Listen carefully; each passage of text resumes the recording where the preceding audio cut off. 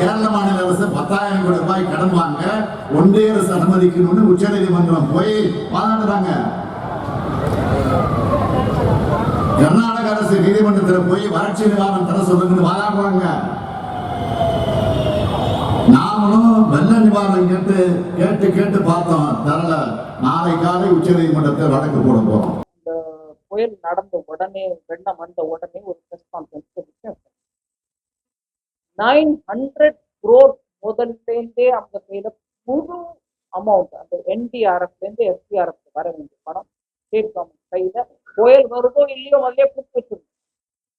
இதை தவிர சென்னை நகரத்துக்கு வெள்ளத்தினால திருப்பி திருப்பி திருப்பி சேதம் வருது, அதை சரி பண்ணுங்க, அண்டர் கிரவுண்ட் ட்ரைனேஜ் எல்லாத்தையும் சரி பண்ணிக்கோங்க அப்படின்னு 5,000 கோடி ரூபாய் வர வச்சு அந்த 5,000 கோடியை உபயோகிச்ச கணக்கை தமிழ் மக்களுக்கு முதல்ல சொல்லுங்க.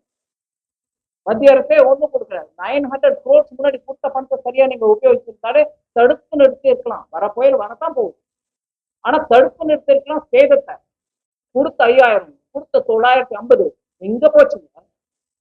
அதனால நான் கொடுக்காம இருக்கேன், அதையும் நான் சொல்லல. ஆனா கேள்வி கேட்கிறவங்க தயவு செஞ்சு ஒரு பைசாங்கிற பாஷையை யோசிச்சு, ஒரு பைசாவா?